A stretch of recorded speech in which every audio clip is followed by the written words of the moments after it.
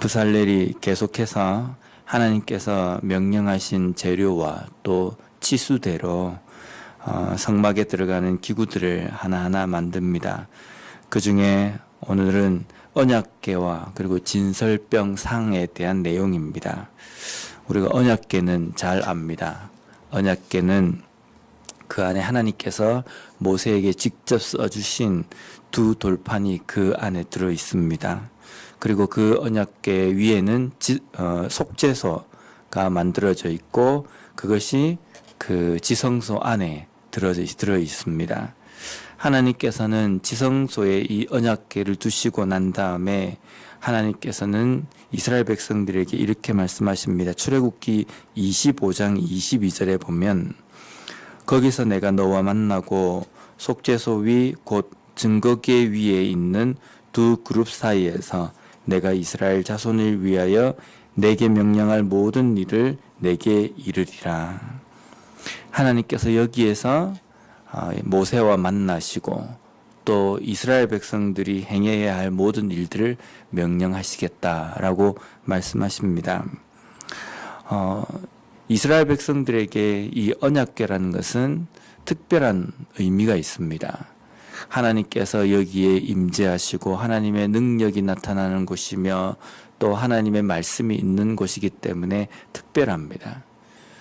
때때로 하나님께서는 요단강을 건널 때에도 이 언약궤를 앞세워서 가라고 하시고 또 여리고성을 공략할 때에도 이 언약궤를 앞세워서 백성들이 뒤따릅니다.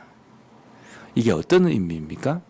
하나님의 말씀에 순종함으로 나아가겠습니다라는 의미가 담겨 있습니다.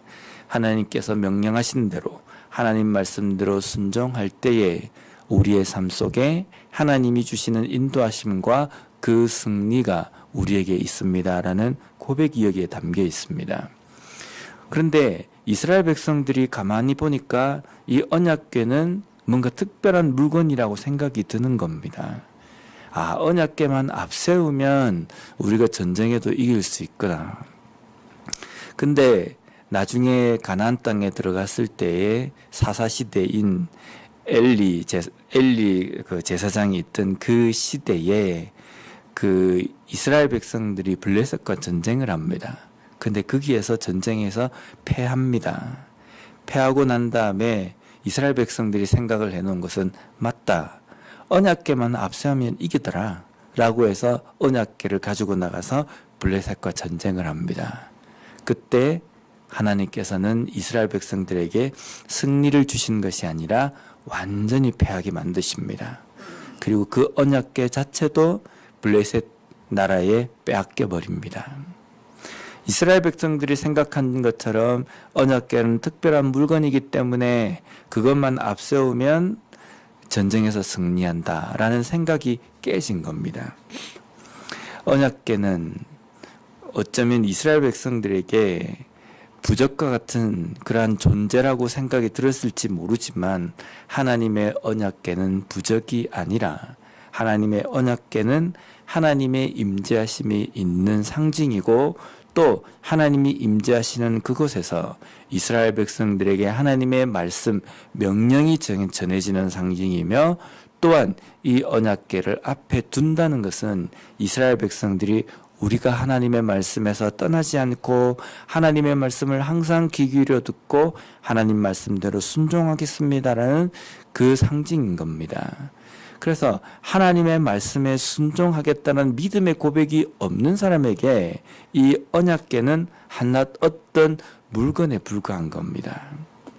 오늘날 우리들에게 하나님의 말씀은 성경 말씀입니다. 이 성경 말씀도 그렇지 않습니까?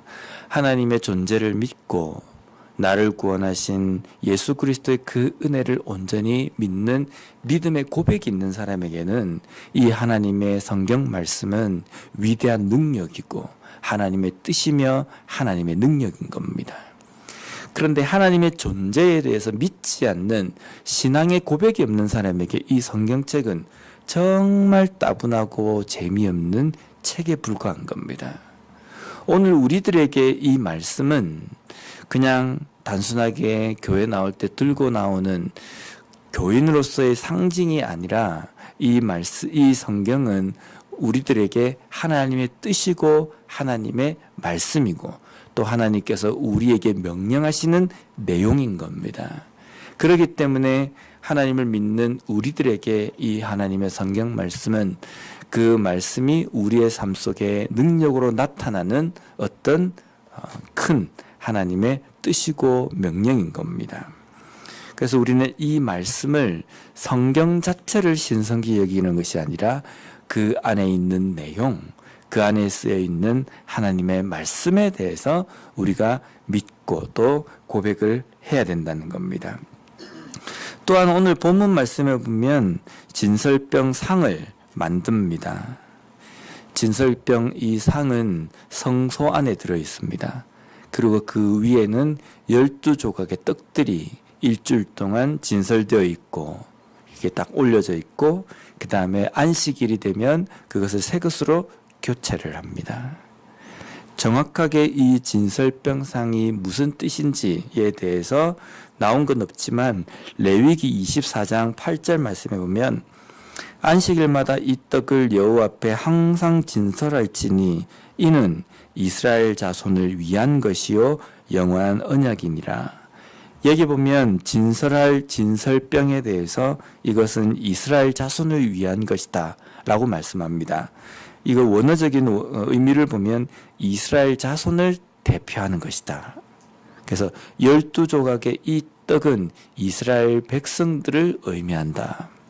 항상 하나님 앞에 이스라엘 백성들 12지파의 그 이스라엘 백성들 전체를 의미한다. 하나님 앞에 드린다, 하나님 앞에 바친다 라는 의미입니다. 하나님 앞에 항상 나갈 때마다 이스라엘 백성들의 전체를 하나님 앞에 드리는 마음으로 진설병상에다가 그 떡을 올려놓습니다. 오늘날 우리가 우리의 삶에서 하나님 앞에 나아간다 라고 이야기할 때 그 성소로 지성소로 나아갑니다.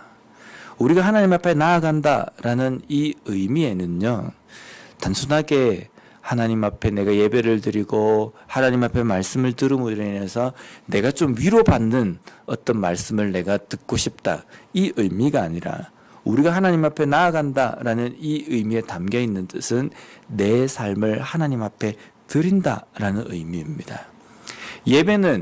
예배를 통해서 내가 뭔가를 받는 의미가 아니라 내가 하나님 앞에 내 삶을 드리는 것을 이야기하는 겁니다. 시간을 드리고 물질의 헌신을 드리고 또 내 삶 전체를 하나님 앞에 드린다라는 그 의미가 예배에 담겨 있는 의미입니다. 우리는 매일매일 이제 예수 그리스도를 통해서 하나님 앞에 나아갑니다. 하나님을 만나기 위해서 나아가는 겁니다. 이것이 주일 예배뿐만 아니라 우리 매일매일의 삶에서 하나님 앞에 나아가는 삶입니다. 그래서 우리는 하나님 앞에 나아가는 의미로 하나님의 말씀을 읽기도 하고 묵상하기도 하고 또 기도하며 또 찬양하며 우리가 매일매일 삶 속에서 매일 삶의 예배를 하나님 앞에 드립니다. 근데 우리가 하나님 앞에 드린다라고 이야기할 때 입술로서만 예, 알겠습니다 라는 것을 드리는 것이 아니라 내 삶 전체를 하나님 앞에 드리는, 진설병 위에다가 12지파 전체를 떡으로서 상징하여서 하나님 앞에 드린 것처럼 우리의 삶을 온전히 하나님 앞에 드리는 것이 진정한 삶의 예배를 드리는 그리스도인의 삶이라는 겁니다.